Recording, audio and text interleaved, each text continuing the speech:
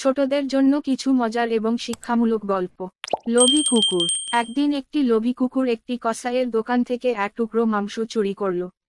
কসাই তার পিছনে তাড়া করল, কিন্তু একদিন এক বনের মধ্যে একটি কুকুরটা ভয় ছুটতে লাগলো এবং একটি নদীর কাছে একটি রসালো রুটি ছিল। নদীর জলে নিজের প্রতিবিম্ব দেখে শিয়াল এসে আরেককে দেখে মাংসের টুকরো নিয়ে আছে। ভাই, তুমি লোভে পড়ে সে নদীতে ঝাঁপ দিলে এবং মাংসের টুকরো হারিয়ে ফেলল।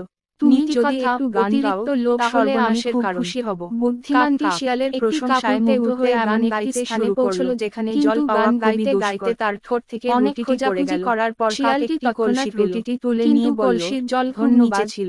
কাকটি তোমার গান শুনে ফেলে জলের স্তর উপরে তুলল এবং জল পান করল। কাকটি বুঝতে পারল যে শিয়াল তাকে বোকা বানিয়েছে। উপায় হয়। সে মনে মনে প্রতিজ্ঞা করল যে আর কখনো কারো মিষ্টি করে একটি আঙুরের গাছ পেল। শিক্ষা, কিন্তু আঙুরগুলো অনেক যাওয়া উচিত নয়। শিয়াল অনেক চেষ্টা করে আঙুর পেতে পারল না এবং শেষে বলল, কেমন লাগলো?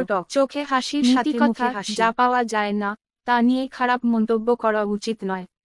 এই গল্পগুলো ছোটদের জন্য খুবই শিক্ষামূলক। গল্পগুলো ভালো লাগলে আমাদের এই চ্যানেলটা সাবস্ক্রাইব করবেন, আর সবসময় এমন গল্প পেতে পাশে থাকা বেল আইকনে ক্লিক করবেন আর বন্ধুদেরকে শেয়ার দিবেন।